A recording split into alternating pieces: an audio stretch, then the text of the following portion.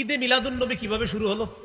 এটা আমার সাথে যদি একটু বলতে বলতে পড়াশোনা করে নেন মুখস্থ থাকবে। বলেন 604 হিজরিতে ইরাক দেশে মসুল শহরে বাদশাহ আবু সাঈদ মুজাফফর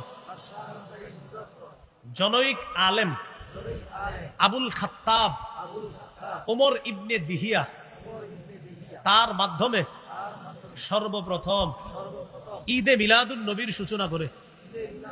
কত হিজরি? 604। কত হিজরি? কোন দেশে? শহরের নাম মসুল শহর। বাদশার নাম আবু সাঈদ। বাদশার নাম কি? আর যে হুজুরি দেশ বেদাত করতে গেলে কিন্তু একজন সাইনবোর্ডওয়ালা দাড়ি টুপিওয়ালা লাগবে। এই জন্য বেদাত যারা করে না দেখবেন সাইনবোর্ড টুপি দাড়িওয়ালা, এরপর একটা গাড়ির উপরে উঠবে আর চারোদিকে ফুল টুল দিয়া হেরি খুঁজে পাবেন না। তো এখন কথা হলো ওই বেদাতের যিনি লিড দিলেন তার নাম আবুল খাত্তাব ওমর ইবনে দিহিয়া। এই তার মাধ্যমে সর্বপ্রথম এই বেদাতের সূচনা হয়।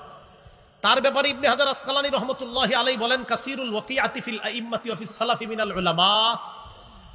এই লোকটা পূর্ববর্তী আলেমদের ব্যাপারে কটু মন্তব্য করতেন। এই লোকটা পূর্ববর্তী আলেমদের ব্যাপারে উল্টাপাল্টা কথা বলতেন। এখন আপনারা তালাশ করে এমন অনেক লোক পাবেন যারা বেদাতীদের নেতৃত্ব দেয়, এরা দলিলে না পারলে সর্বশেষ হক্কানি আলেমদের নাম নিয়ে নিয়ে তাদেরকে গালি দেয়। এখন এই গালির সূত্র কোত্থেকে আসছে? এই এলাকার ইমাম সাহেবরা আছেন, খতিব সাহেবরা আছেন, আপনাদেরকে গালি দিলে কষ্ট নিয়েন না। তাদের গুরুজি যিনি এই বেদাত আবিষ্কার করছে ওই গুরুর মুখের ভাষা ছিল খারাপ, তাই ওই সূত্রে তাদের অনুসারীদের মুখের ভাষাও খারাপ। এটা কষ্ট নেওয়ার কিছু নেই। তার ব্যাপারে ইবনে হাজার আসকালানী লেখছেন খাবিসুল লিসান, মুখের ভাষা ছিল খুব খারাপ। শাদীদুল কিবরি, প্রচন্ড অহংকার টাইপের মানুষ ছিল। মুতাহাবিরান, দুর্বল প্রকৃতি, অলস প্রকৃতির মানুষ ছিল, আর খালি আলেমদেরকে গালিগালাজ করত। আল্লাহ আমাদেরকে হেফাজত করেন। 604 হিজরি পর্যন্ত দুনিয়াতে যেটা ছিল না সেটা আমরা করব না। সেটা করে হঠাৎ এটার নাম দেওয়া সকল ঈদের সেরা ঈদ। যদি কেউ বলে আমরা বলবো আমাদের নবীরটা সেরা ঈদ। যদি বলে সকল ঈদের সেরা ঈদ, আমরা বলবো আমাদের নবীর ঈদ সকল ঈদের সেরা ঈদ। যদি 4 নাম্বার কথা, নবীজির জন্ম বার কবে? মুসনাদে আহমদ 4 নাম্বার খন্ড 172 নম্বর পৃষ্ঠা। ওলিদা রাসূলুল্লাহ সাল্লাল্লাহু আলাইহি ওয়াসাল্লাম ইয়াউমাল ইসনাইন। রাসূলুল্লাহ সাল্লাল্লাহু আলাইহি সাল্লাম সোমবারে জন্মগ্রহণ করছেন। 5 নাম্বার কঠিন প্রশ্ন। আপনি যখন সর্বশেষ আপনারা বলবে বেটা তোর আব্বাও তো 20 বছর এই বেদাত করছে, আবার আপনারা বলতে পারে তোমার দাদাও এত বছর করছে। এই ব্যাপারে আপনি বলবেন আল্লাহ আমার দাদাকে মাফ করেন, আল্লাহ আমার আব্বাকে মাফ করেন। ভুল ভুল, আমার 14 দুগুণে 28 গোষ্ঠীও যদি ভুল করে থাকে, ভুল ভুল ভুল, কিয়ামত পর্যন্ত ভুল।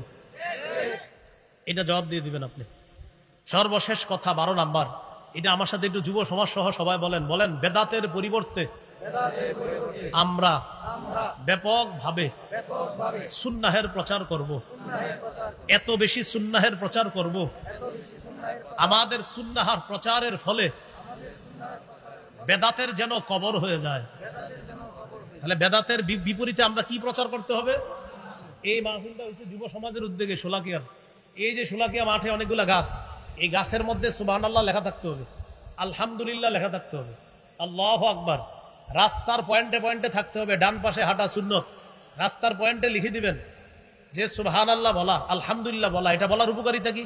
যেমন ওনার সাথে আমার দেখা, আমারে বলতে পারে আচ্ছা হুজুর সুবহানাল্লাহটা কে লেখলো? কি বলছে আমারে? কি বলছে? উনি কিন্তু সুবহানাল্লাহ বলে ফেলছে। জান্নাতে কিন্তু গাছ একটা হয়ে গেছে। আবার জিজ্ঞাসা করে আচ্ছা আলহামদুলিল্লাহটা কে লেখলো? আলহামদুলিল্লাহ বলে ফেলছে।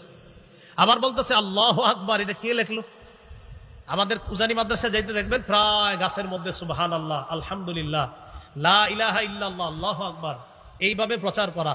মসজিদের ওযুখানার মধ্যে লেখা থাকতে হবে মেসওয়াক করা সুন্নত। এগুলা লেখার কারণ কি? এই আপনার লেখা দেখে যদি 10 জন মেসওয়াক কিনে, তাহলে আপনি প্রচার করার কারণে।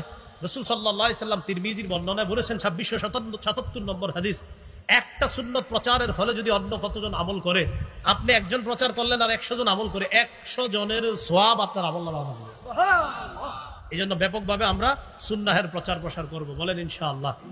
আল্লাহ আমাদের সকলকে কবর কেন্দ্রিক, মাজার কেন্দ্রিক, রবিউল আউয়াল মাস কেন্দ্রিক যে কোনো ধরনের বেদাত থেকে বেঁচে থাকার তৌফিক দান করেন। সুবহানাল্লাহি ওয়া বিহামদিহি, সুবহানাকাল্লাহুম্মা ওয়া বিহামদিকা, আশহাদু আল্লা ইলাহা ইল্লা আনতা আস্তাগফিরুকা ওয়া আতুবু ইলাইক। আজকের আলোচনাটা আমার সংকলন মিম্বরের আমানত দ্বিতীয় খণ্ডে